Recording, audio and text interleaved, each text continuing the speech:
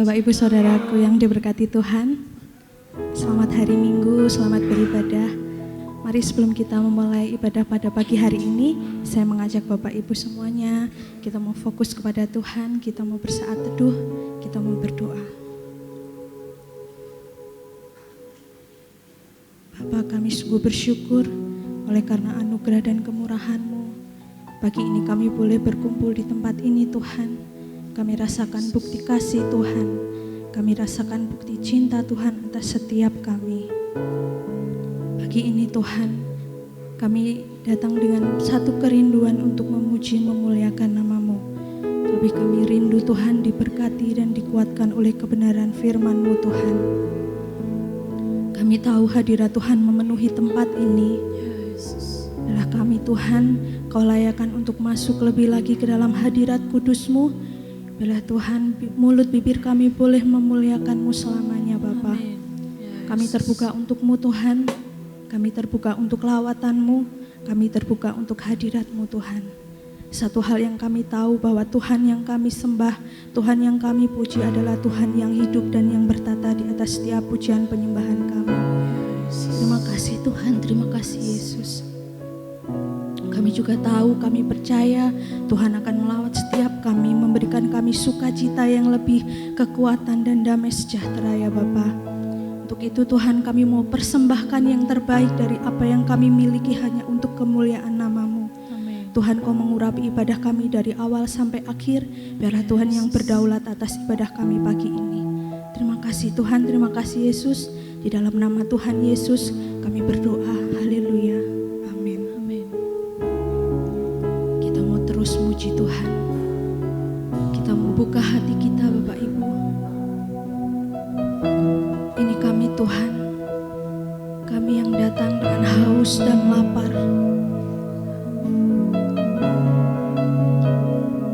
Penuhi setiap kami Tuhan. Ya Allah, Engkaulah rinduku. Jiwaku haus kepadamu, seperti tanah kering tiada berair. Tak tahan ku menantikanmu,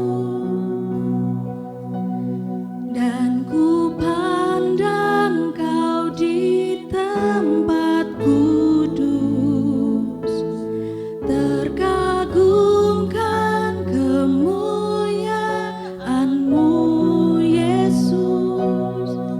Sebab kasih setia-Mu lebih dari hidup, bibirku kan memegahkan-Mu.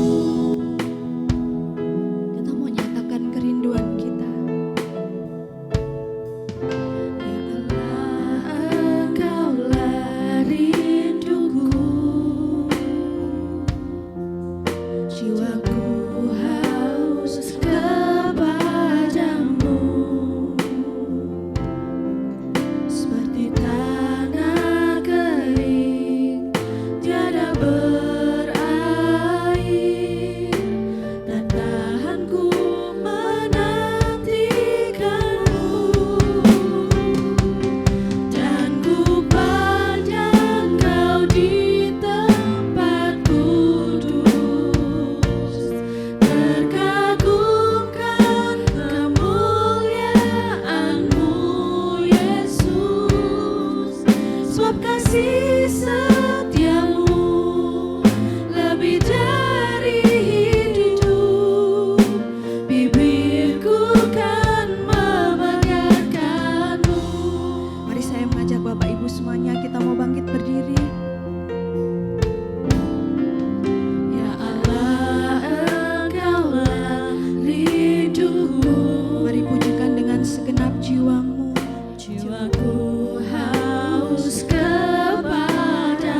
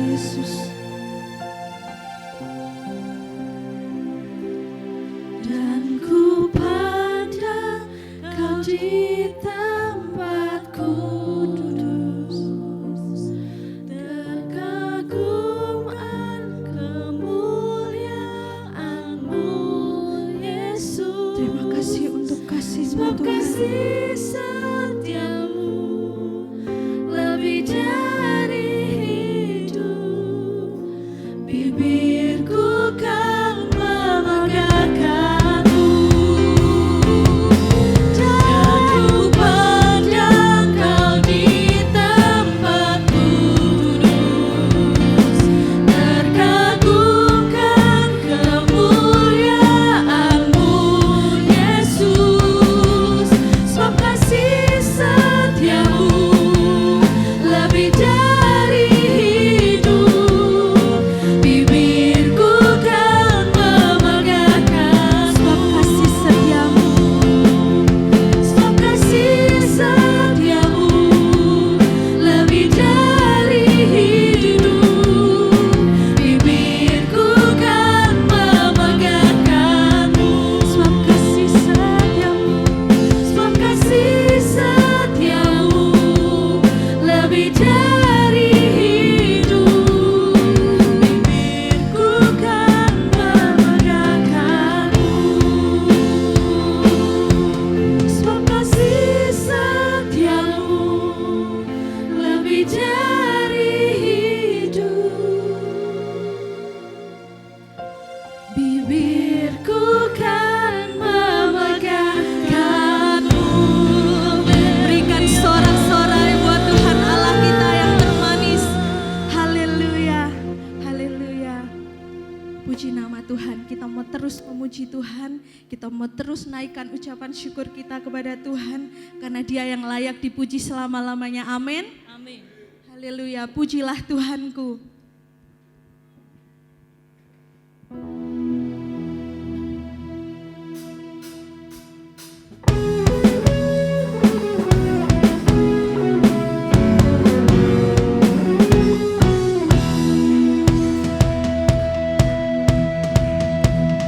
Pujilah Tuhanku selama-lamanya.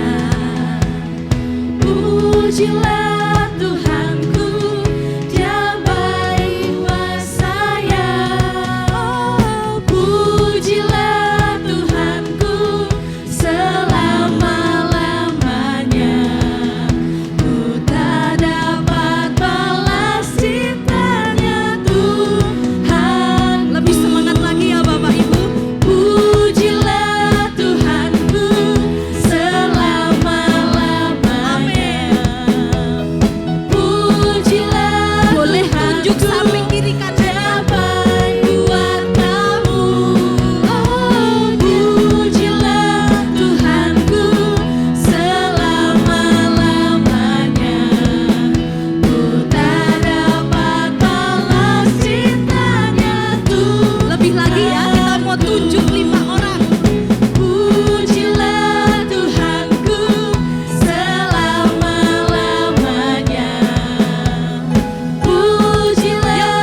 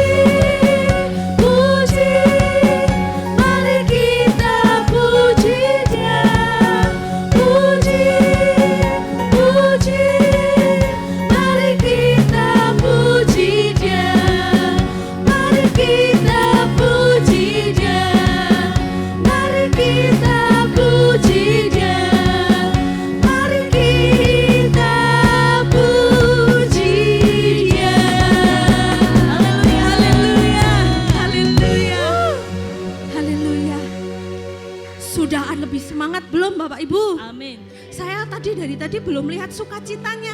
Coba saya mau lihat senyum yang paling manis dari Bapak Ibu. Mana senyumnya? Haleluya. Siapa yang di sini masih siap memuji Tuhan? Boleh lambaikan kedua tangannya. Haleluya. Kita mau terus bersama Tuhan memuji Tuhan, karena di dalam Tuhan tidak ada yang mustahil. Haleluya. Yuk angkat jempolnya Bapak Ibu. Kita mau bergoyang di dalam hadirat Tuhan. Haleluya.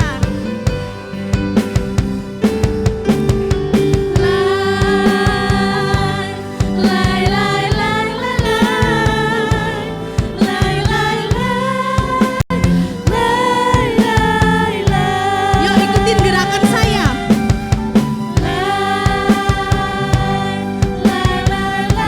Yuk Bapak Ibu diikutin gerakannya. Lagi ya, lagi ya.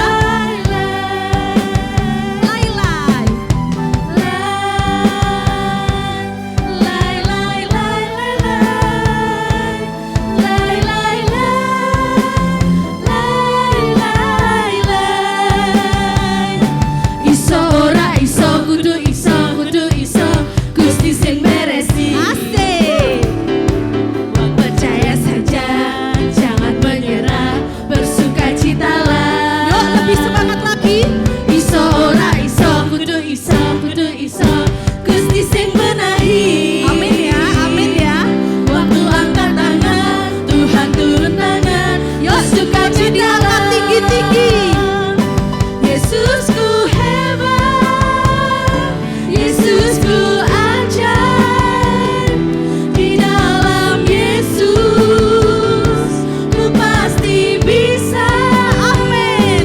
Segala perkara dapat ku tanggung di dalam Yesus. Siap-siap kita bergoyang lagi.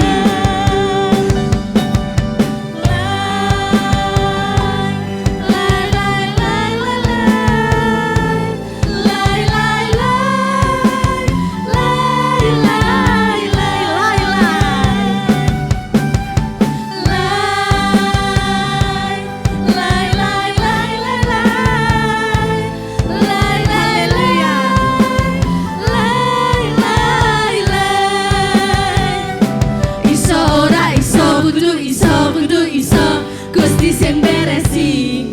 Haleluya. Percaya saja, jangan menyerah, bersukacitalah. Dengan Amin. semangat. Iso ora iso kudu iso Gusti sing benahi.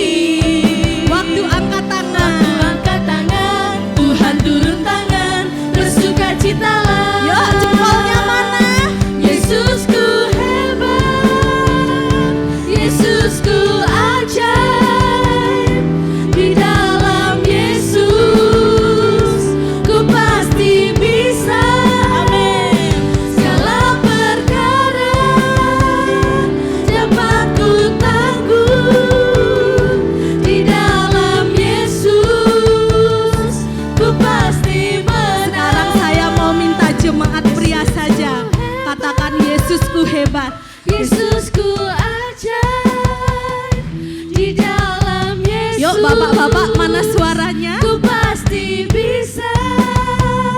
Segala perkara dapat ku tanggung di dalam Sekarang Yesus saya mau dengar suara ku ibu-ibunya. pasti menang. Yuk Bu Ibu. Yesusku hebat, Yesusku ajaib. Jempolnya mana ini jempolnya? Yesus, ku pasti bisa. Haleluya. Segala perkara dapat ku tanggung di dalam Yesus. Bersama-sama ya. Pasti menang. Yesusku hebat, Yesusku ajaib. Di dalam Yesus ku pasti bisa. Segala perkara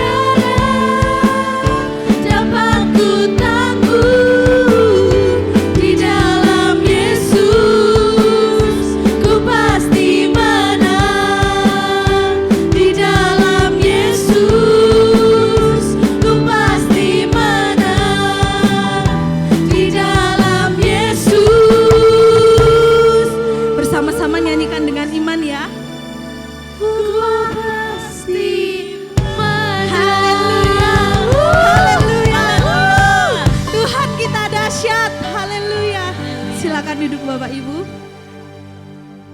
Haleluya, terima kasih Tuhan. Terima kasih. Terima kasih untuk kasih-Mu. Terima kasih untuk urapan Roh Kudus-Mu Tuhan. Kami tahu Tuhan, Kau Tuhan yang manis ada di tengah-tengah kami, sedang bekerja melawat setiap kami. Sebab kami mengasihi Engkau Yesus. Ya Yesus. Satu tujuan dan kerinduan setiap kami untuk memuliakan-Mu setiap waktu dengan segenap hati kami Tuhan.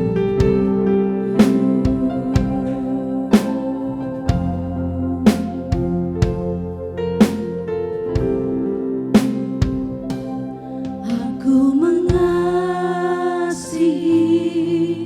Engkau Yesus dengan segenap hatiku. Aku mengasihi Engkau Yesus dengan segenap jiwaku.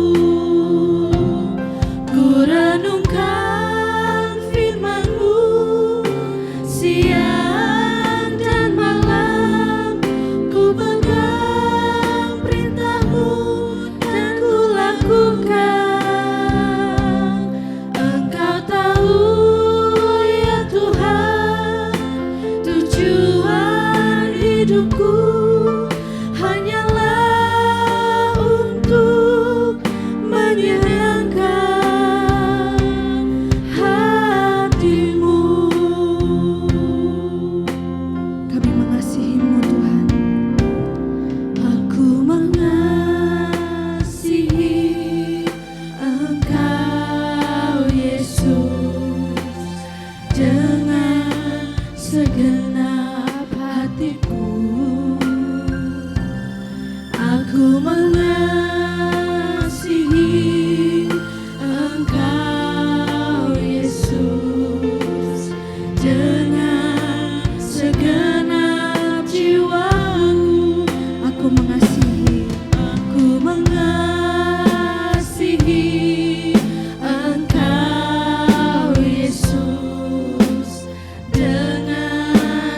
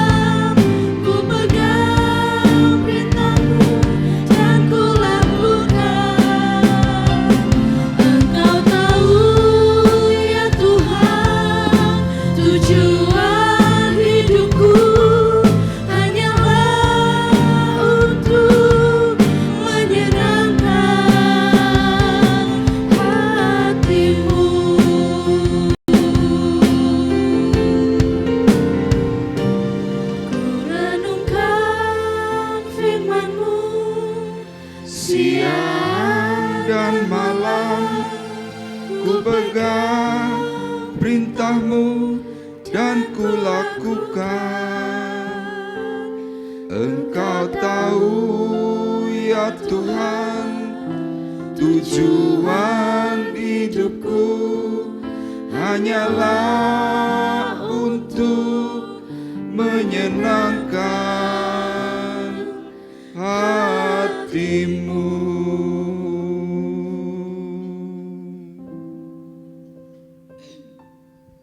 Inilah tujuan hidup kami kepada Tuhan. Kami terus belajar untuk menyenangkan hati Tuhan.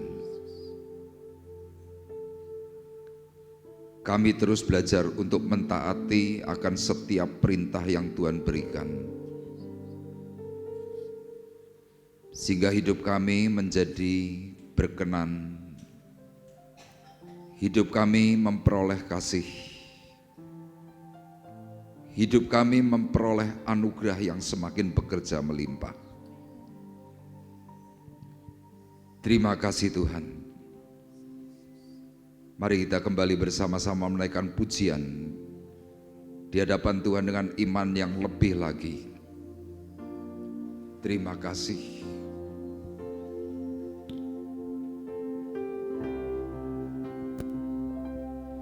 Aku mengasihi Engkau Yesus dengan segenap hatiku. Aku mengasihi Engkau Yesus dengan segenap jiwaku. Ku renungkan firman-Mu siang dan malam, ku pegang perintah-Mu dan ku lakukan. Engkau tahu ya Tuhan, tujuan hidupku hanyalah untuk menyenangkan hati-Mu. Ku renungkan firman-Mu siang dan malam, ku pegang perintah-Mu dan ku lakukan. Engkau tahu ya Tuhan, tujuan hidupku hanyalah untuk menyenangkan hati-Mu.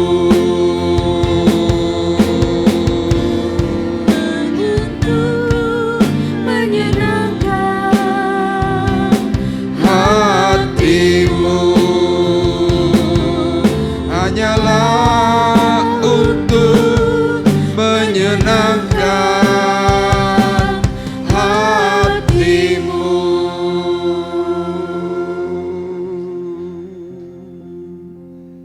Terima kasih Tuhan, kami sudah memuji dan kami sudah mempermuliakan nama-Mu. Tiba saatnya sekarang kami mau duduk diam.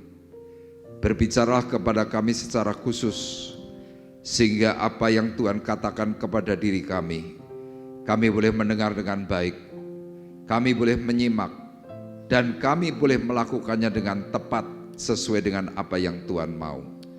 Terima kasih Bapa di surga, untuk satu kesempatan kami boleh masih beribadah di hadapan Tuhan. Dan kami percaya Tuhan, ibadah yang kami bangun mendatangkan berkat bagi kami semuanya. Kami siap untuk menyambut firman-Mu dengan ucapan syukur. Di dalam nama Tuhan Yesus Kristus kami berdoa. Dan kita semua yang siap diberkati oleh Tuhan bersama-sama berkata, amin. Puji Tuhan, dipersilakan duduk. Shalom. Shalom. Haleluya. Masih punya semangat? Amin. Baik Bapak Ibu, sepanjang 1 bulan ini tema kita adalah hidup setelah memperoleh keselamatan. Ya, seperti yang sudah dijelaskan, apa perubahan hidup kita sesudah kita memperoleh keselamatan. Tuhan melalui perkataan Rasul Paulus berkata, supaya janganlah kamu menjadi serupa dengan dunia ini. Ya, Tuhan kepingin supaya berubahlah oleh pembaruan budimu, sehingga kamu dapat membedakan manakah kehendak Allah, apa yang baik, yang berkenan kepada Allah, dan yang sempurna. Nah, sekali lagi Bapak Ibu, masih ada banyak sekali orang-orang berpikir bahwa yang paling penting hidup itu baik.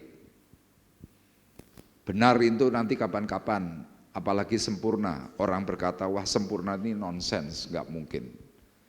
Tetapi kalau kita sekali lagi belajar dari apa yang dikatakan oleh Rasul Paulus, ini adalah tingkatan kehidupan yang benar.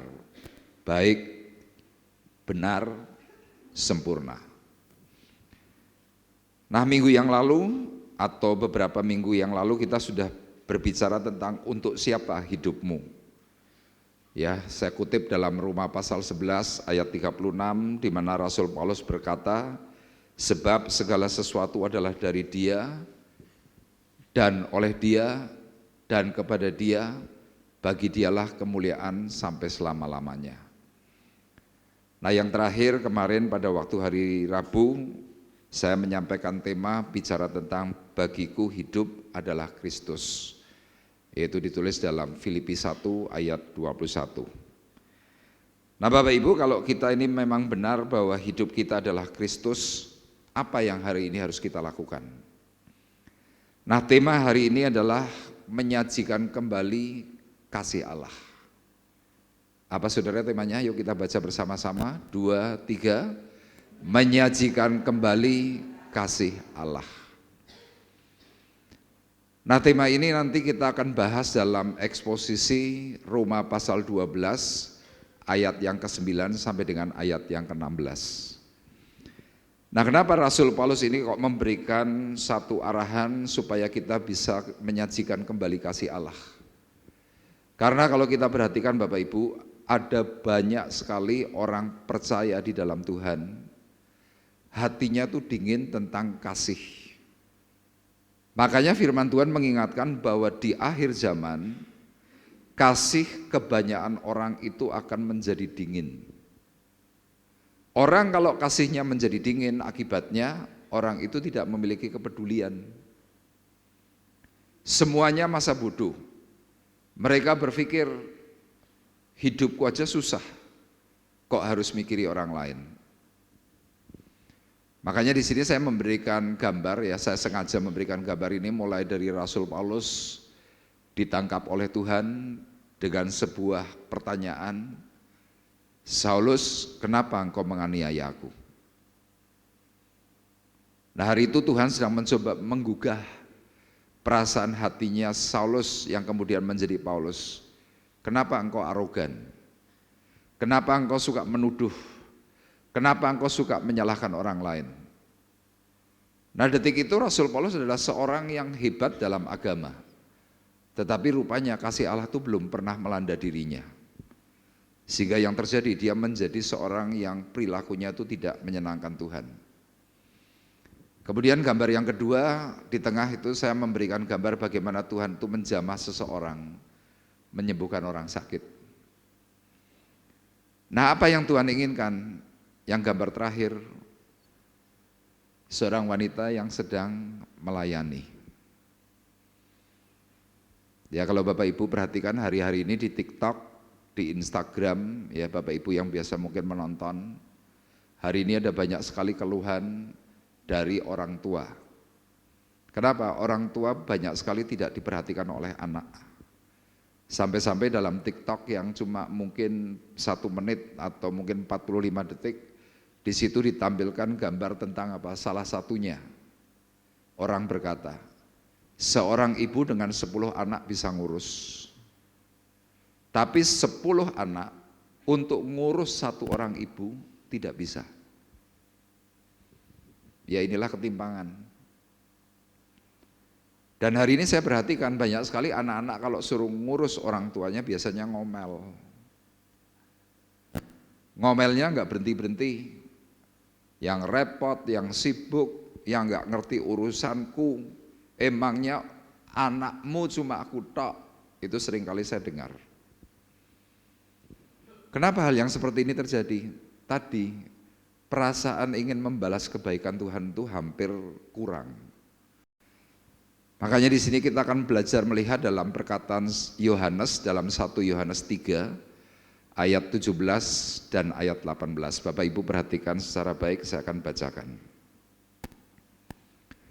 Barang siapa mempunyai harta duniawi dan melihat saudaranya menderita kekurangan, tetapi menutup pintu hatinya terhadap saudaranya itu, bagaimanakah kasih Allah dapat tetap di dalam dirinya? Rasul Yohanes yang disebut Rasul Kasih mengungkapkan keprihatinannya. Hari itu dia melihat orang-orang sidang jemaat yang dilayani. Cukup keuangan baik, kekayaan melimpah. Tetapi ketika melihat ada orang susah, nggak peduli. Rasul Yohanes mempertanyakan, bagaimanakah kasih Allah itu dapat tetap ada di dalam dirinya? Jawabannya nggak mungkin kasih Allah itu melekat di dalam hati seseorang yang menutup mata. Kemudian ayat 18 berkata, anak-anakku, ini nasihat. Marilah kita mengasihi bukan dengan perkataan atau dengan lidah, tetapi dengan perbuatan dalam kebenaran. Katakan amin. Nasihatnya simpel. Istilah kata gini loh, wis lah, ojo kakek ngomong, lakukan saja. Tapi faktanya kita ini terbalik Bapak Ibu. Tidak melakukan, kakek ngomong. Tidak melakukan, banyak komplain. Dan saya perhatikan, yang banyak komplain itu tidak melakukan. Nah sekarang pertanyaannya, kenapa sih orang-orang itu komplain dan kenapa orang-orang itu kok tidak mau melakukan perbuatan benar, perbuatan kasih itu kenapa? Saya mendapatkan satu ayat firman Tuhan dalam Amsal 19 ayat 17. Yuk kita baca bersama-sama satu ayat ini dengan keras. 2, 3. Siapa menaruh belas kasihan kepada orang yang lemah, memiutangi Tuhan yang akan membalas perbuatannya itu. Ini jawabannya. Jadi kalau ada banyak orang tidak melakukan seperti yang dikatakan 1 Yohanes pasal 3 tadi, kenapa? Orang itu nggak ngerti. Orang itu nggak sadar bahwa setiap perbuatan kasih, setiap perbuatan baik, setiap perbuatan benar, setiap perbuatan yang sempurna itu ternyata sedang memiutangi Tuhan. Bapak Ibu bisa bayangkan Tuhan Allah kita adalah Allah yang dahsyat, Allah yang hebat, Allah yang maha kaya, sangat kaya, super kaya. Kalau saudara bisa memiutangi Tuhan, saya mau bertanya kepada Bapak Ibu, Anda lebih hebat dari Allah enggak? Enggak ada yang berani jawab pasti. Saya berani jawab, kalau Anda berani melakukan seperti apa yang dikatakan oleh firman Tuhan, Anda lebih hebat dari Allah. Loh kok bisa Pak? Loh Tuhan yang maha hebat itu sampai utang sama saudara. Ya sama ibaratnya kalau Anda ini pegawai yang bayarannya setiap hari itu cuma 50 sampai 100 ribu, tiba-tiba ada konglomerat yang mungkin rumahnya itu banyak, duitnya puluhan miliar, tiba-tiba orang itu utang sama Anda. Mas, mbak, nyilih duitnya mbak. Anda mungkin akan berkata, aduh bos, bagaimana aku bisa ngutangi kamu? Ora akeh. Lah berapa? 60 ribu. Padahal itu gajimu setiap hari. Loh bos, kenapa kamu kok enggak punya uang 60 ribu? Bos itu jawab, lali orang nggawa duit. Anda bisa ngutangi. Kalau waktu Anda ngutangi seperti itu, kemudian Anda di video, Anda viral. Ada orang kaya bisa ngutang kepada orang miskin. Sama di hadapan Tuhan seperti itu. Tuhan Allah kita tuh kaya, kita ini miskin, bisa memberikan hutang. Wah, dahsyat. Amin. Kok podo tegang kabeh ini? Loh, saya sedang menyimpulkan ini Bapak Ibu. Saya selama 1 bulan ini kan mendapat tema dari pusat, bicara tentang Roma pasal 12. Yang lalu sudah saya jelaskan, pasal 1 sampai dengan pasal 11 itu doktrin. Pasal 12 sampai dengan pasal terakhir itu adalah aplikasi. Jadi kita sudah dapat doktrin, aplikasinya mana? Ternyata hampir kita tidak memberikan aplikasi yang baik. Coba Bapak Ibu kalau hari ini kita sudah tahu tentang Amsal pasal 19, kalau kita ini sampai masih tetap hatinya dingin, masih tetap saja kita menutup mata dengan segala sesuatu yang kita punya kita nggak peduli. Maaf kata loh Bapak Ibu, kalau kita masih tetap tidak mau berbagi kasih, tetap saja kita tidak mau menyajikan kembali kasih Allah. Maaf loh Bapak Ibu, mungkin kita jadi orang yang paling bodoh di seluruh dunia. Kenapa? Karena Tuhan sudah berbicara. Siapa menaruh belas kasihan kepada orang yang lemah? Yuk kita baca bersama-sama, 2, 3. Memiutangi Tuhan yang akan membalas perbuatannya itu.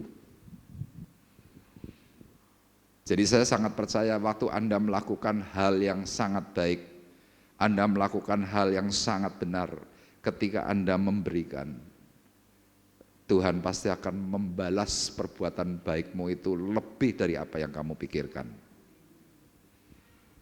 Lalu saya berani ngomong begini, kenapa Bapak Ibu? Ada teman saya, dahulu kalau saya ajak pelayanan selalu mesti ngomong, Pak, saya harus nganter istri. Pak, saya harus jemput anak. Pak, saya sibuk. Saya bilang, kalau kamu selalu beralasan seperti itu, tapi kamu juga selalu mengeluh, kamu kurang duit, ekonomimu susah, kamu punya banyak hutang. Tapi kenapa sekarang kamu nggak mau mencoba untuk melakukan perbuatan benar di hadapan Tuhan? Aku kenal kamu 10 tahun yang lalu, dengan hari ini ceritanya sama. Istri jadi alasan, anak jadi alasan. Anakmu ini sudah hampir lulus kuliah. Kenapa nggak mau naik sepeda motor sendiri? Bisa nge-grab atau apapun bisa usaha. Lah piye bos? Loh, teman saya ini pelayan Tuhan Bapak Ibu, bukan jemaat. Tapi selalu menghindar soal pelayanan. Saya bilang ya terserah. Kemudian saya memberikan contoh kepada dia tentang saya. Aku punya istri, aku punya anak, aku juga punya pekerjaan pelayanan. Memangnya aku pengangguran, memangnya aku sibuk, memangnya aku gak sibuk. Lah piye? Ya terserah, kamu mau mengalami perubahan enggak? Akhirnya dia tanya, caranya gimana? Yuk kita belajar untuk berani mengutamakan Tuhan. Akhirnya dia berani, kadang ikut luar kota, pelayanan-pelayanan dalam kota, tiba-tiba dia bilang, aku ikut. Bapak Ibu percaya tidak percaya Bapak Ibu? Pekerjaan yang dia punya yang biasanya seret, setiap kali dia ikut pelayanan, pekerjaan itu ngerti-ngerti tersedia. Ada klien, ada pelanggan yang tiba-tiba telepon. Bahkan pernah suatu hari keluar kota baru saja nyampe. Tiba-tiba dia bilang kepada saya, bro kalau kita pulang gimana? Loh maksudmu? Ada pelanggan telepon. Sampai seperti itu. Nah kadang kita ini hidup terlalu memikirkan masalah. Loh padahal kita sejak lahir sampai dengan kita mati penuh dengan masalah. Kenapa kita tidak mau menyerahkan masalah kita ini kepada Tuhan?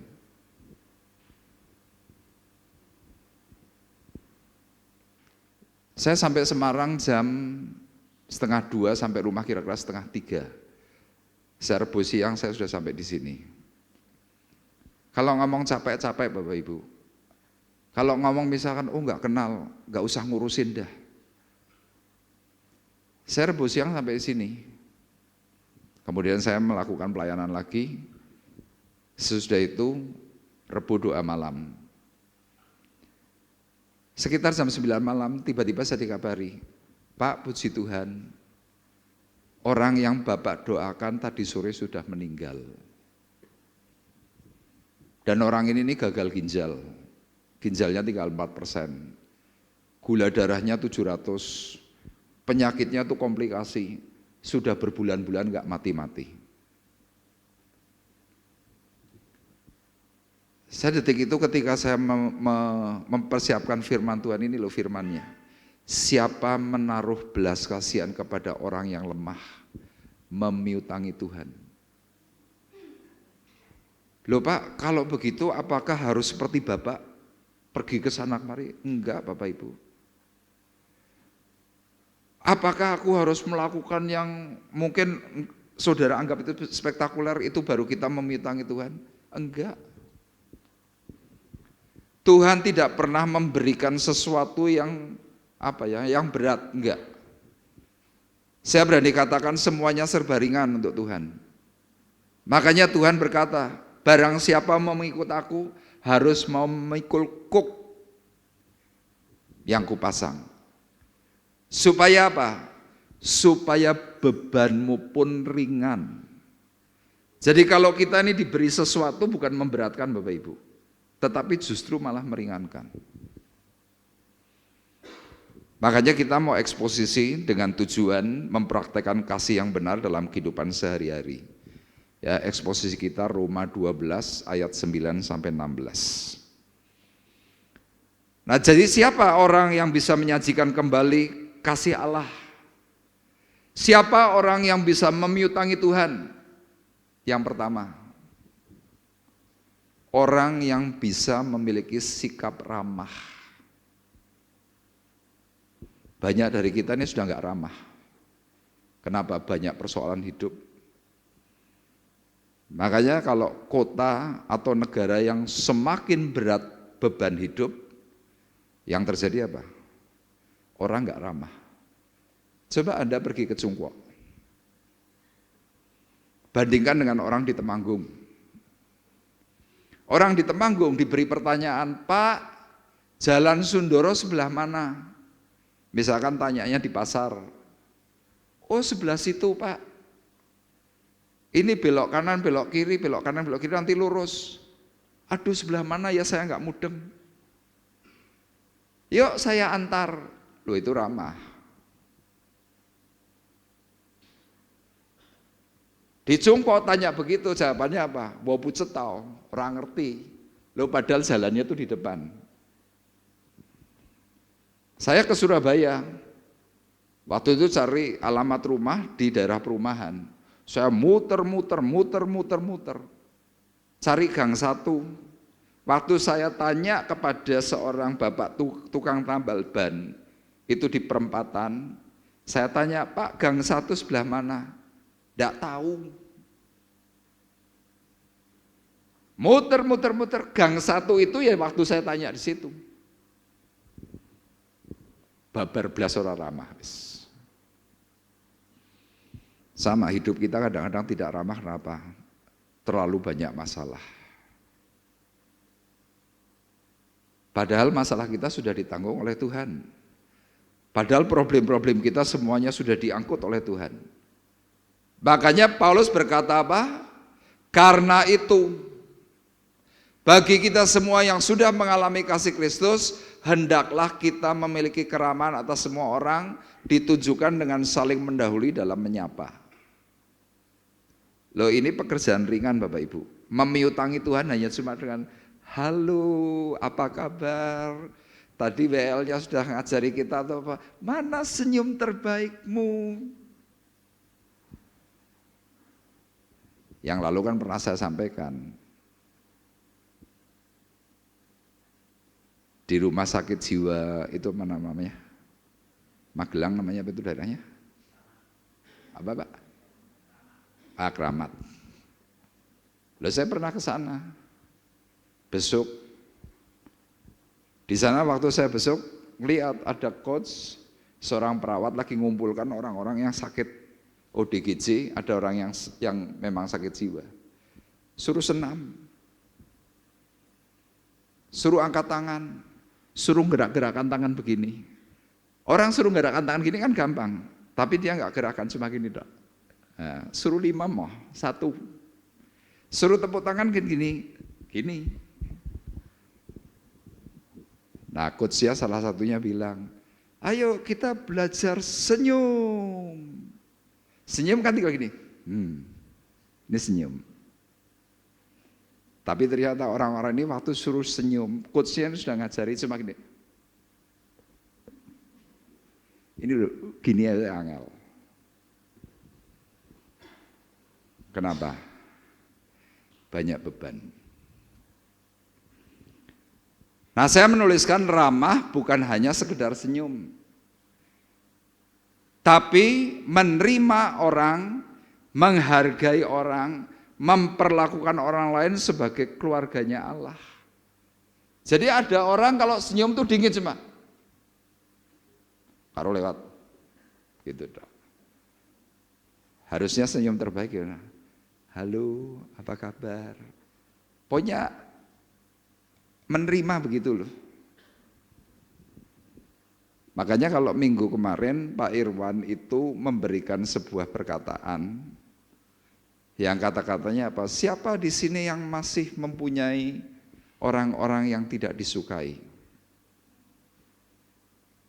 Ya sama, hari ini begitu juga. Saya mau bertanya, Anda kalau ketemu dengan orang yang tidak engkau sukai, Anda bisa senyum? Bisa apa enggak bisa? Anda mungkin malah bertanya pada saya, nah Pak Pendeta bisa enggak? Oh, tak jawab, saya bisa. Bisa banget. Wah jangan-jangan cuma retorika Pak, jangan-jangan cuma pura-pura, enggak. Saya menyambut siapapun dengan baik-baik. Saya kemarin ceritakan kepada beberapa teman di sini. Saya diibaratkan ini seperti seorang ayah atau seorang ibu. Anda ibu, Anda ayah, Anda punya anak 5. Anda mau bedakan anak-anakmu? Kan enggak. Anak nomor 1 sampai dengan yang kelima. Nomor 1 baik, nomor 2 enggak baik, 3 baik, nomor 4 enggak baik, nomor 5 baik.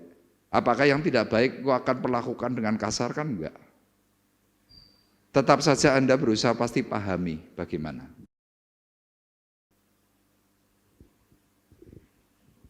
Demikian juga seperti saya sebagai bapak rohani. Perilaku orang tidak mungkin semuanya sama, masing-masing punya gaya. Anda punya anak 5 enggak ada yang kembar. Anak kembar pun karakternya beda. Perlakuannya perlu perlakuan yang kita harus paham. Nah Rasul Paulus berkata dalam Roma 12 ayat 9 dan ayat 10 berkata, hendaklah kasih itu jangan pura-pura. Jauhilah yang jahat dan lakukanlah yang baik. Hendaklah kamu saling mengasihi sebagai saudara dan saling mendahului dalam memberi hormat. Nah saya menyoroti kata pura-pura. Kata pura-pura itu dalam bahasa asli itu memakai kata anupokritos. Artinya tidak munafik. Artinya itu tulus, artinya tanpa topeng. Yang lalu saya pernah jelaskan, kata pura-pura itu mirip dengan kata munafik. Kata munafik dalam bahasa asli memakai kata hipokrites. Artinya apa? Aktor, pemain sandiwara, pakai topeng. Nah, kenapa Rasul Paulus itu menyampaikan jangan pura-pura?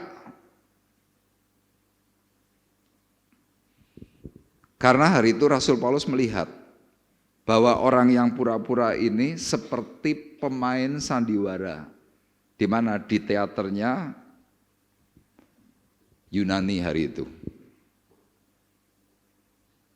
Makanya seorang aktor ya seringkali tiba-tiba menjadi seorang yang antagonis.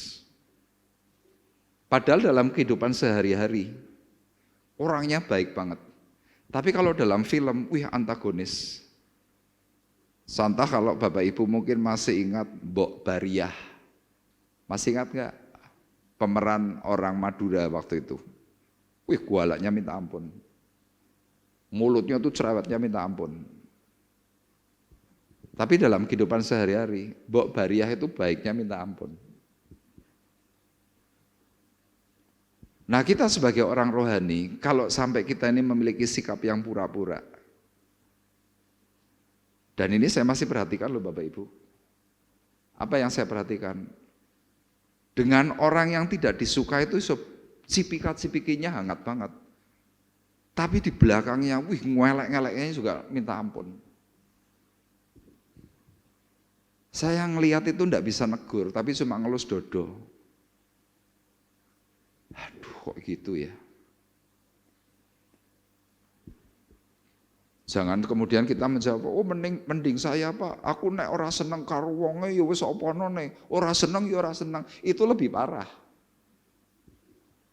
Tapi pembelaan kita kan itu. Nah terus yang benar gimana? Itu yang tadi saya tuliskan. Rasul Paulus berkata, karena itu bagi kita semua yang sudah mengalami kasih Kristus, hendaklah kita memiliki keramahan sebagai bentuk balasan kita ini nih loh, aku sudah pernah ditolong Tuhan. Lah sekarang saya rubah sudut pandangnya. Kalau andai kata Tuhan yang kita sembah modelnya seperti kita semua, kalau kita nggak baik, Tuhan kemudian melihat kita nggak baik terus dia garang gitu, hajar gitu. Saya dan saudara sudah mati dari zaman kemarin. Tapi Tuhan memperlakukan kita beda. Firman-Nya jelas berkata, justru dia menebus kita semuanya pada saat kita masih menjadi setru Allah. Bayangkan kita ini musuhnya Allah, tapi kita ini malah ditebus. Terus hari ini kita harus bagaimana? Ini yang tadi saya sampaikan. Memiutangi Tuhan itu tidak harus dengan sesuatu yang spektakuler. Hari ini saya dan saudara kalau bisa masing-masing itu ramah, saling nanti ketemu, saling salamannya yang hangat, ketemu sing enak gitu. Saya mau sampaikan, Tuhan sudah utang sama dirimu. Orang nono sing amin, aneh ya, aneh banget. Saya menyampaikan ini sesuatu yang serius loh Bapak Ibu, tapi Bapak Ibu nggak mau amin. Apakah artinya Bapak Ibu juga sedang tidak mau ramah? Takut apa? Rakrungu. Ini loh Bapak Ibu, tidak sesuatu yang berat. Loh Pak, buktinya apa?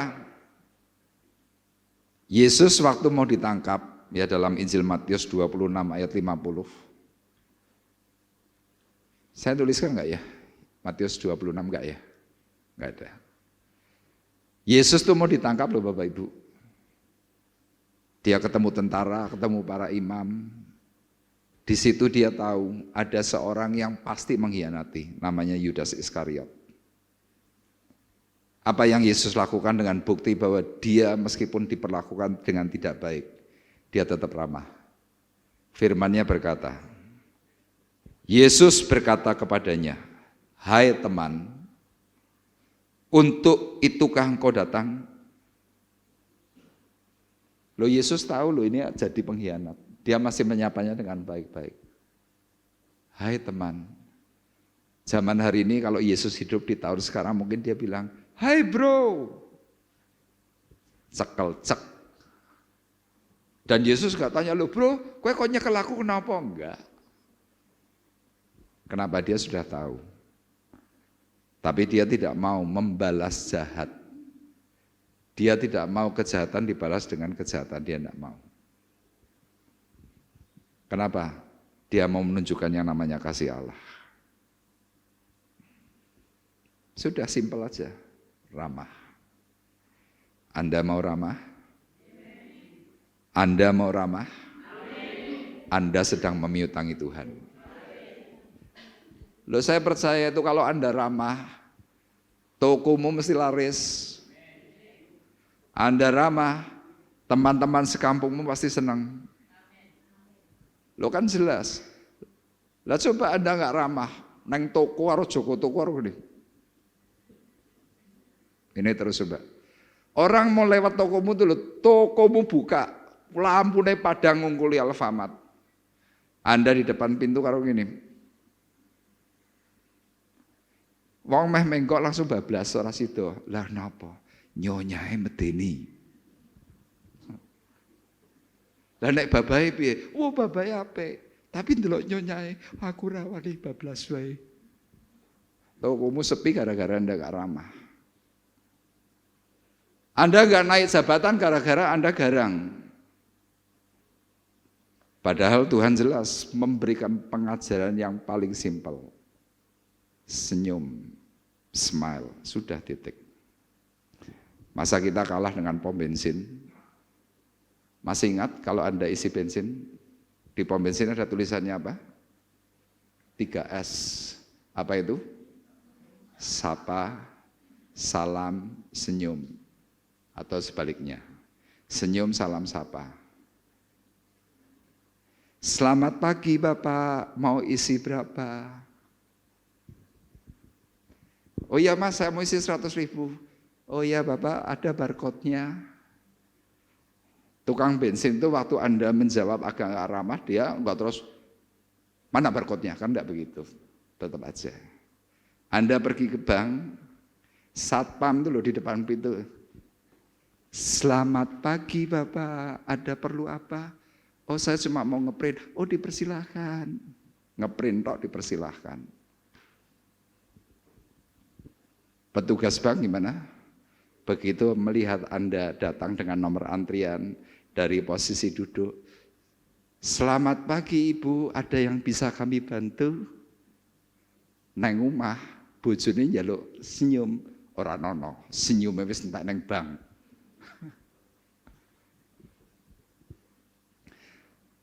Dalam kehidupan sehari-hari Bapak Ibu yang setiap hari harusnya kita tuh bisa senyum dengan orang rumah, bisa senyum dengan kepada banyak orang.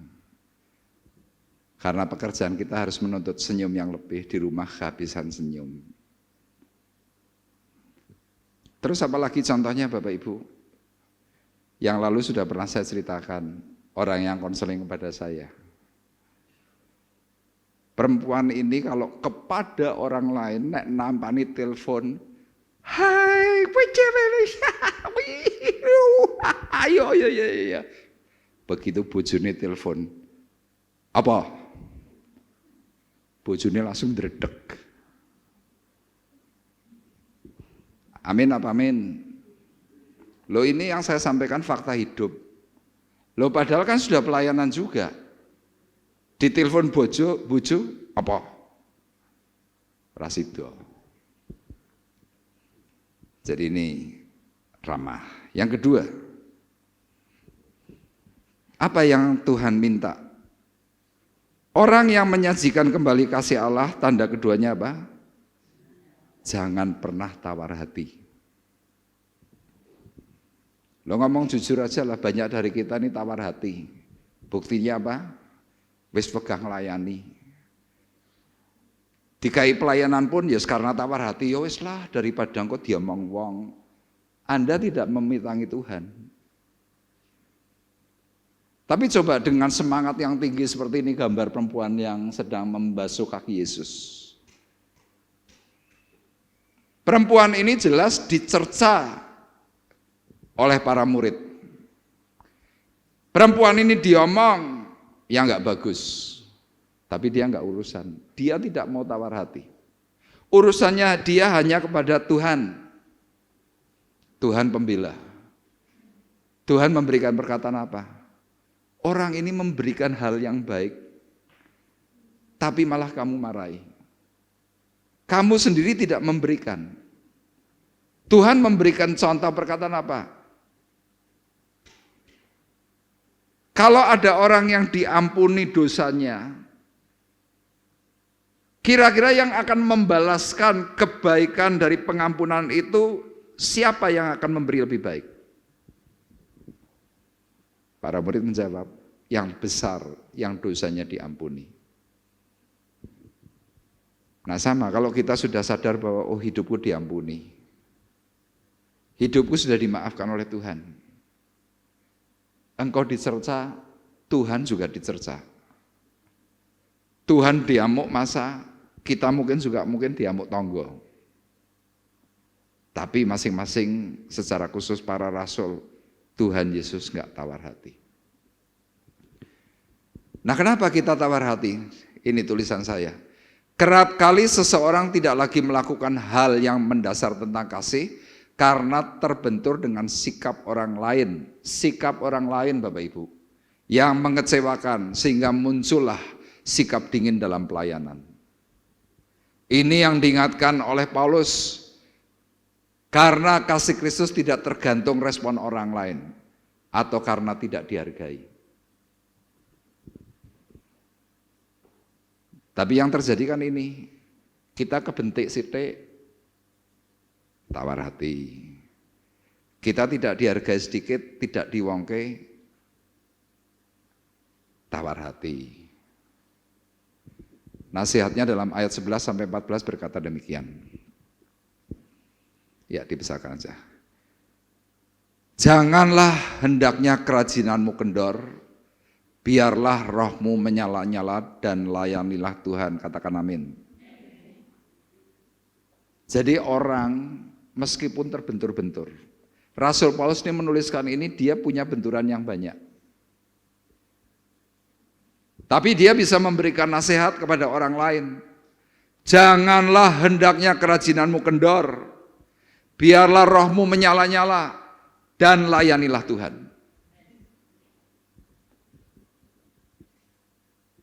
Tapi kalau kerajinan kita kendor gara-gara si A, si B, si C, saya mau sampaikan kepada Bapak Ibu, engkau sendiri yang rugi. Orang yang sedang memberikan benturan kepada hidupmu, dia nggak rugi. Kenapa? Orang ini tidak ada urusannya dengan Allah. Tapi karena engkau kendor, karena jengkel kepada seseorang, engkau tidak melakukan seperti apa yang Tuhan mau. Tuhan padahal sedang punya rencana besar dalam hidupmu. Tapi kamu nggak mau, ya ora apa-apa. Kenapa? Engkau sedang menolak berkat dalam tanda kutip.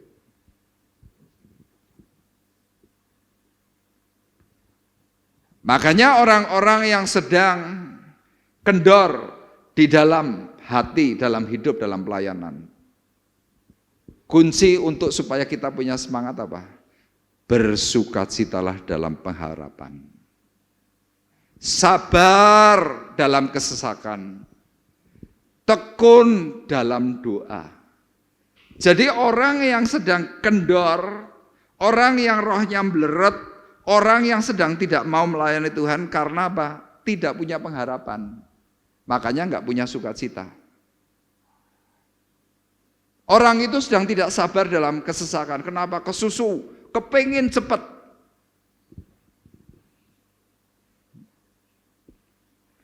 Dan pada ujungnya orang yang seperti ini akhirnya apa?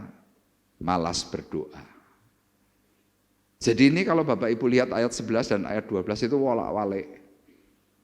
Anda kendor, muncul kehilangan sukacita. Anda kendor, Anda pasti terburu-buru meminta Tuhan ingin cepat pulihkan. Anda kendor, Anda tidak berdoa.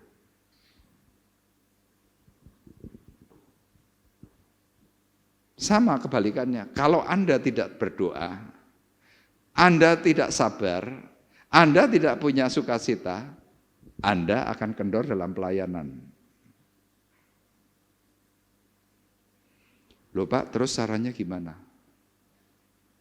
Caranya ini ayat 13.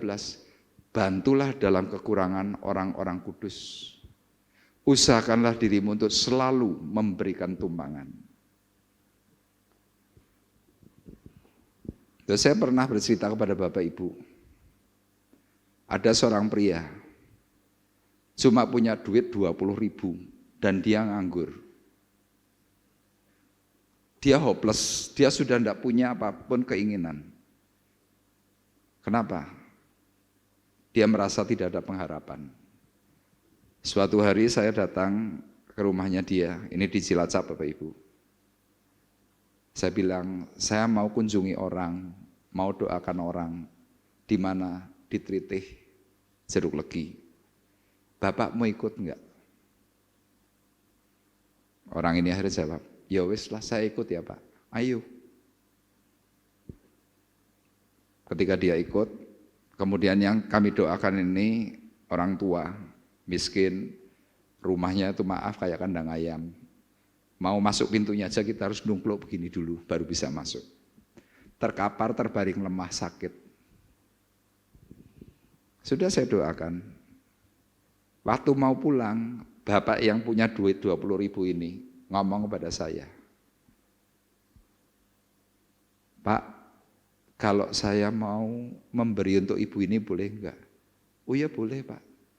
Loh tapi bukankah tadi Bapak bilang enggak punya duit? Iya Pak, saya memang enggak punya duit. Tapi hari ini saya tahu Pak, ternyata ada orang yang jauh lebih susah daripada hidup saya. Dia kasihkan duitnya. Dan dia pulang bukan dengan sedih, dengan sukacita. Kenapa? Bantulah dalam kekurangan orang-orang kudus. Usahakanlah dirimu untuk selalu memberikan tumpangan. Dengan kita ini loh Bapak Ibu tadi yang saya sampaikan, memiutangi Tuhan. Pengharapanmu, kerajinanmu tiba-tiba itu bisa menyala lagi. Tapi maaf ya Bapak Ibu, kalau Anda semakin medit, saya berani pastikan Anda itu akan semakin turun, bukan semakin naik. Nanti baca dalam Amsal 11. Ada orang yang menghambur-hamburkan harta, tetapi tidak pernah berkekurangan. Tetapi ada orang yang menghemat secara luar biasa, tetapi orang itu selalu dalam kekurangan.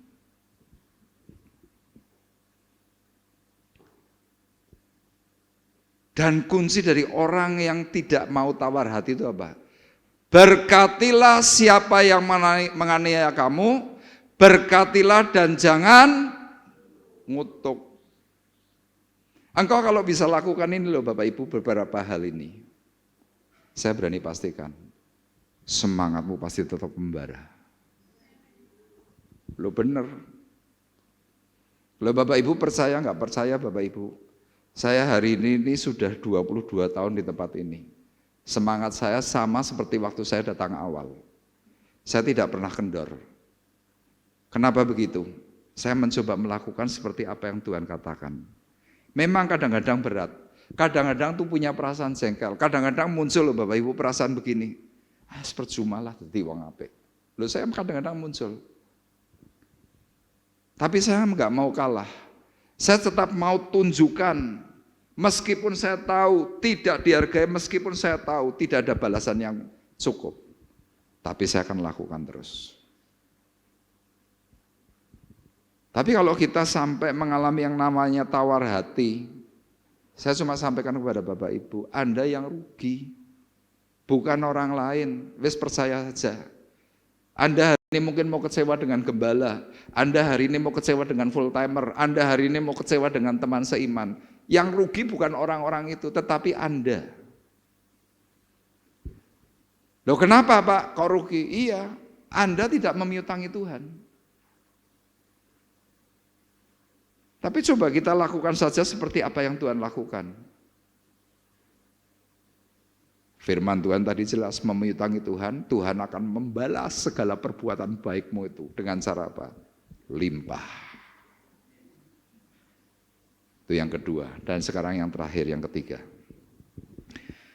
Orang yang menyajikan kembali kasih Allah adalah orang yang memiliki empati. Apa saudara? Empati. Pak, kok bukan simpati? Beda. Kalau simpati itu cuma sekedarnya turut bersimpati dengan berpulangnya ibu dari saudara. Sudah cuma itu, Dok. Tapi kalau orang berempati gimana? Ada orang kesusahan, datang.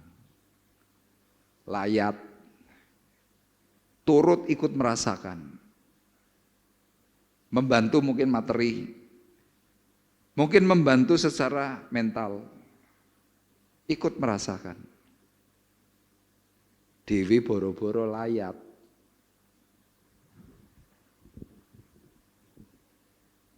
Kalau enggak layat jawabannya apa? Oh minta maaf, saya sibuk. Oh minta maaf, saya jong bulannya. Oh wong Kristen kok jong?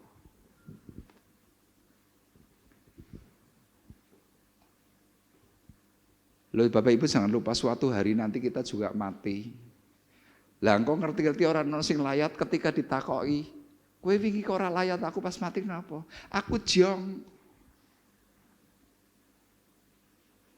Loh di Semarang pernah ada ini yang cerita Pak Bekti, ada seorang ibu tuh komplain. Pak Bekti, saya mau komplain pada Bapak. Lah kenapa? Suami saya meninggal tidak ada yang layat. Bapak sebagai gembala itu gimana caranya mengarahkan jemaat? Mosok tidak ada rasa sedikit pun untuk ikut bela sungkawa. Om Bekti dengan sabar menjawab, Bu, dulu waktu suami ibu hidup, kalau ada orang meninggal layat enggak?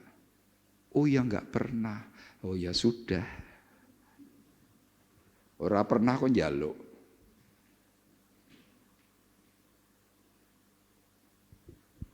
Makanya Tuhan minta apa? Yuk kita miliki empati. Artinya apa sih Pak empati?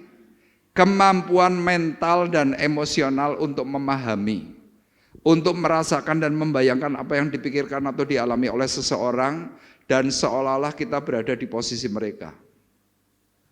Jadi kita benar-benar ikut merasakan. Merasakan misalkan contoh, nek ada orang duit, kowe ngerasa kayak apa? Kadang-kadang kita bilang, syukur, makanya aja kemaki, nyukurke. Kalau saya enggak begitu. Saya begitu melihat ada orang enggak punya duit, saya mencoba untuk memahami orang ini kenapa ya enggak punya duit. Ada yang boros, ada yang memang belum memiliki kesempatan untuk punya duit. Ada yang memang karena ketidakmampuan dan lain sebagainya. Saya enggak nyalahkan. Makanya kenapa saya sengaja memberikan gambar ini loh. Ada orang yang datang dengan lusuh. Kemudian si orang tua ini nyambut. Ini gambaran tentang anak hilang. Orang tua ini memahami anak yang hilang ini mengalami susah. Orang ini tidak menyalahkan tetapi menyambut dengan baik. Kenapa? Dia berempati. Ngerasake.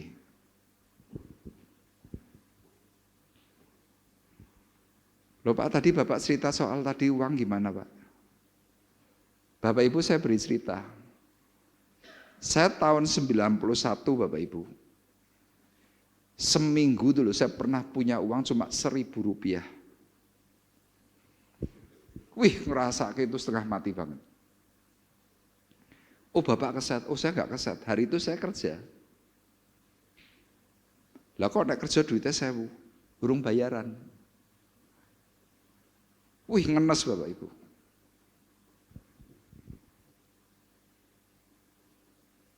Saya kadang kalau sore datang ke rumah mertua saya, tujuannya jelas, nunut mangan, wis ngono wae. Tapi dasar menantu gengsi, kalau datang ke rumah mertua perempuan nanya, kamu sudah makan? Sudah. Oh ya sudah, makanannya tak lebih oke. Oh tunggu dulu mah. Tak melu nyicipi, padahal ngeleh. Jadi kalau sikap saya hari ini kepada orang-orang yang sedang memang perlu bantuan gimana? Tadi saya mencoba untuk memahami orang ini. Kalau memang perlu bantu, yuk bantu. Saya enggak menghakimi, saya enggak ngomong ini dan itu. Sudah bantu, yuk bantu. Lah Pak, kalau orangnya jengkel kayak piye? Loh kenapa kita bantu orang harus ngurusi orang ini menyenangkan atau tidak menyenangkan? Apakah Tuhan begitu? Kan enggak juga. Makanya saya sampaikan di sini tulisannya adalah niscaya ketika kita ikut merasakan dengan mendalam, maka kita pun akan menjadi bagian yang terbaik bagi orang itu.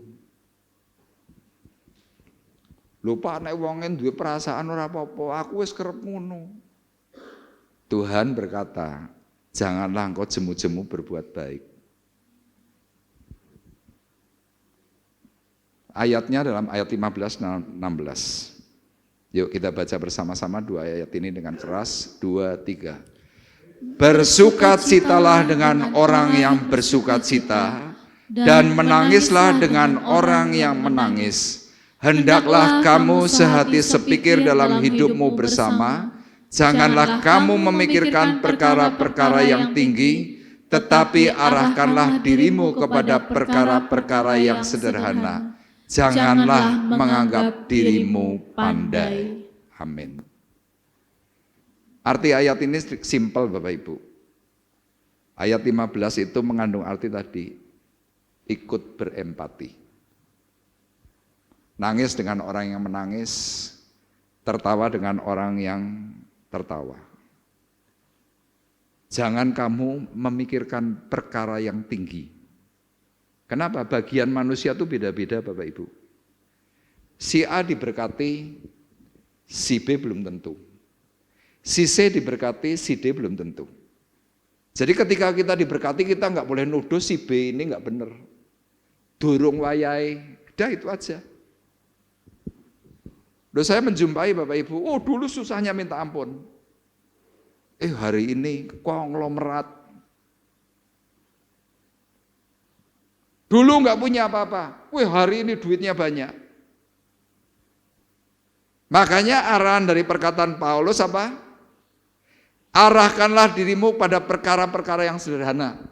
Ini pikiran seperti apa yang saya sampaikan ini sederhana. Kita nggak perlu nuduh orang.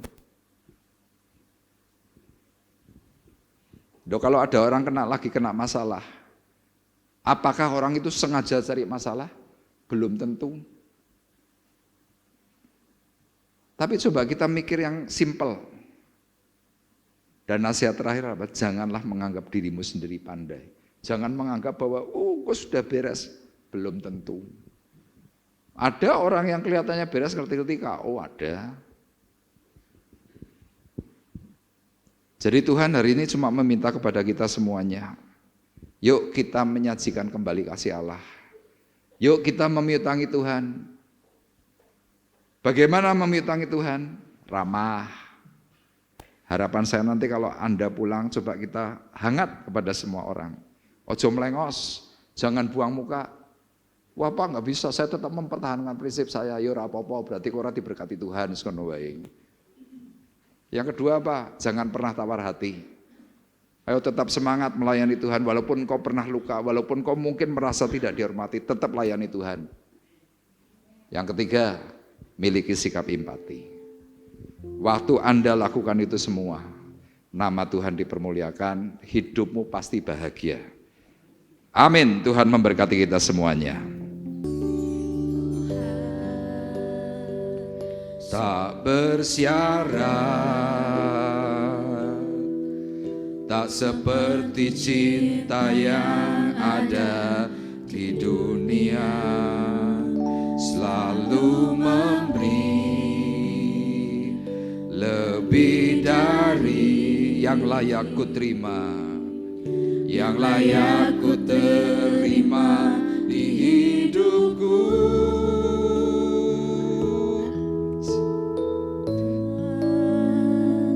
Sungguh mulia,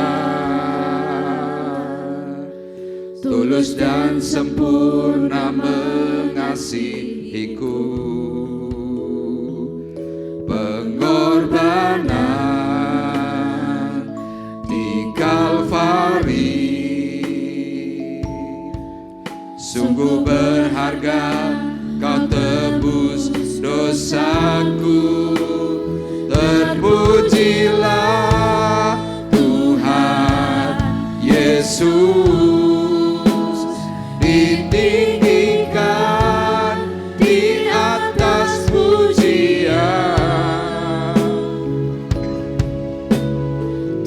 dari dalam lubuk hatiku, ku sujud dan berterima kasih. Terpujilah Tuhan Yesus,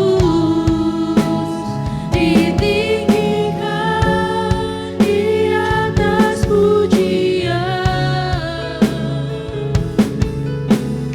Dari dalam lubuk hatiku, ku sujud dan berterima kasih. Terpujilah Tuhan Yesus, ditinggikan di atas pujian. Dari dalam lubuk hatiku, ku sujud dan berterima kasih. Terpujilah Tuhan Yesus, ditinggikan di atas pujian. Dari dalam lubuk hatiku, ku sujud dan berterima kasih. Salibmu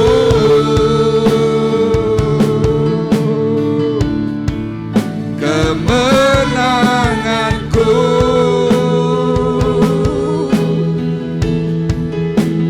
bilurmu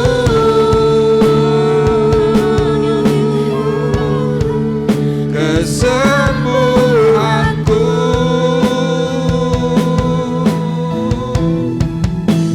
Salibmu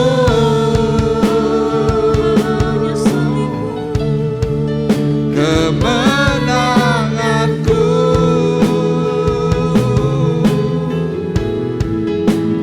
bilurmu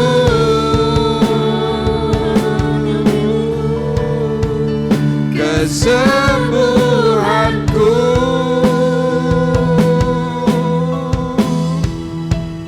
Terpujilah Tuhan Yesus. Mari kita bersama-sama bangkit berdiri. Angkat hatimu dan angkat tanganmu kepada Tuhan. Nyatakan kasihmu kepada Tuhan. Dengan kita melakukan perbuatan baik, perbuatan syukur kepada Tuhan.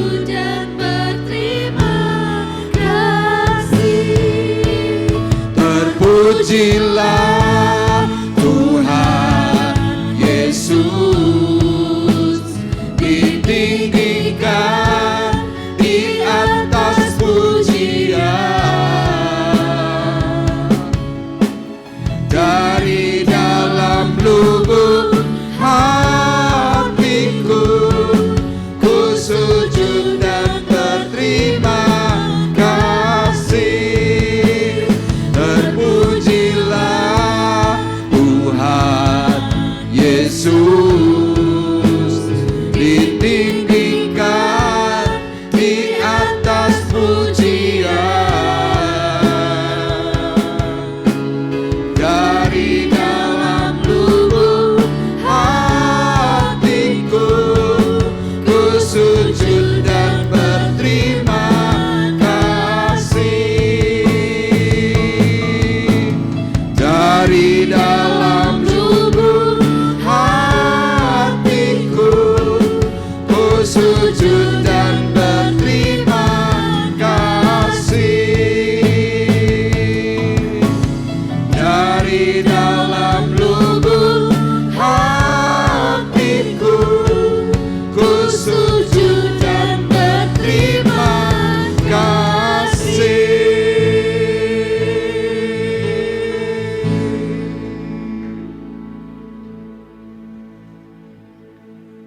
Terima kasih Tuhan. Engkau memberikan kepada kami arahan yang ringan, yang simple. Bukan sesuatu yang memberatkan. Karena kami hanya diajar untuk membalas setiap kebaikan Tuhan dengan sikap yang ramah, dengan sikap menerima satu dengan yang lain. Dan kami tidak lagi tawar hati, meskipun ada banyak persoalan, meskipun ada banyak hal yang tidak menyenangkan kami, tetapi fokus kami kepada Tuhan, fokus kami hanya kepada Yesus yang akan memberkati dan menolong kami. Dan kami mau belajar Tuhan untuk berempati, memperhatikan orang lain seperti kami memperhatikan kami sendiri. Dan kami percaya Tuhan, apa yang Tuhan ajarkan pagi hari ini, Engkau sedang mengajarkan kepada kami semuanya sikap hati untuk memiutangi Tuhan, sehingga kami semua diberkati oleh Tuhan yang hidup. Ini yang akan kami pegang. Kami akan memberikan yang terbaik, hidup yang terbaik hanya bagi kemuliaan nama Tuhan. Terima kasih Bapa di sorga. Dan tiba saatnya kalau sebentar kami hendak memberikan korban syukur kami yang terbaik kepada Tuhan, memberikan persembahan yang terbaik kepada Tuhan, sehingga kami Tuhan akan mengalami berkat-berkat yang melimpah, berkat yang ilahi. Terima kasih. Memberkati Tuhan akan hamba-hambamu yang sebentar akan mengedarkan kantong kolekte. Tuhan berkati.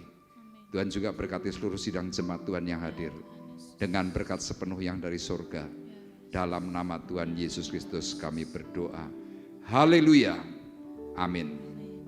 Saya mengundang kembali Bapak Ibu untuk bersama-sama bangkit berdiri. Kita akan berdoa. Bapa dalam surga, kami pagi hari ini mengucap syukur. Penyertaan Tuhan yang ajaib, pertolongan Tuhan kasih karunia, bahkan pemeliharaan Tuhan yang heran melingkupi kami semuanya, sehingga kami pada pagi hari ini boleh menikmati berkat kasih yang daripada Tuhan. Kami bersyukur Tuhan untuk setiap sidang jemaat Tuhan yang hadir. Dan hamba-Mu berdoa Tuhan yang datang dengan membawa kelemahan, Tuhan memberikan kekuatan. Bagi mereka yang sakit, Tuhan juga memberikan kesembuhan. Bagi mereka yang sedang mengalami kekurangan dalam ekonomi, Tuhan berkati secara khusus. Tuhan, kami juga berdoa untuk rekan-rekan kami yang tidak bisa hadir karena sakit, karena keluar kota atau karena berhalangan. Kiranya Tuhan juga memberkati dan menolong mereka satu persatu. Kami percaya Tuhan, hanya pertolongan Tuhan yang menjadikan mereka semua dipulihkan. Secara khusus pagi hari ini kami juga berdoa untuk saudara kami Arif, dan juga untuk saudara kami Arif dan juga saudari kami Novi. Tuhan, mereka akan melangsungkan pemberkatan nikah di tanggal 26 Juni 2026 hari Jumat. Tuhan kiranya menolong, bahkan memberikan cuaca yang terbaik, sehingga Tuhan kelangsungan dari pemberkatan nikah dan juga resepsi, Tuhan mendatangkan sukacita atas mereka semuanya. Dan berdoa Tuhan untuk sidang jemaat Tuhan, supaya mereka juga boleh mengambil bagian dalam sukacita yang diadakan dalam keluarga. Terima kasih Bapa di sorga. Kami berdoa Tuhan untuk bangsa dan negara Indonesia yang saat ini Tuhan kurang baik. Tuhan, kami menyerahkan setiap persoalan, bahkan pemimpin kami yang kurang mendapatkan hikmat dari Tuhan. Kami berdoa supaya hikmat Tuhan itu bekerja mengalir atas pemimpin, sehingga bangsa ini menjadi bangsa yang maju, bangsa yang bebas dari Tuhan korupsi, nepotisme. Tuhan berkati bangsa negara Indonesia, sehingga saat bangsa dan negara Indonesia diberkati, maka kami pun sebagai rakyat jelata juga akan mengalami berkat-berkat yang ilahi. Ekonomi kami dipulihkan, pekerjaan kami diberkati oleh Tuhan. Terima kasih, kami bersyukur. Dan tiba saatnya Tuhan, sekarang kami berpisah. Kami mengangkat hati kami, mengangkat tangan kami di hadapan Tuhan. Sidang jemaat Tuhan terkasih, marilah kita bersama-sama pulang dengan membawa berkat, membawa damai, membawa kasih karunia Tuhan Yesus Kristus di dalam persekutuan Allah Roh Kudus. Tuhan memberkati engkau dan melindungi engkau. Tuhan menyinari engkau dengan wajah-Nya dan memberi engkau kasih karunia. Tuhan menghadapkan wajah-Nya kepadamu dan memberi engkau damai sejahtera. Mulai dari pagi hari ini sampai Maranatha datang yang kedua kali. Di dalam berkat nama Tuhan Yesus Kristus kami berdoa dan mengucapkan syukur kami. Kita semua yang diberkati oleh Tuhan bersama-sama berkata, amin. Terima kasih.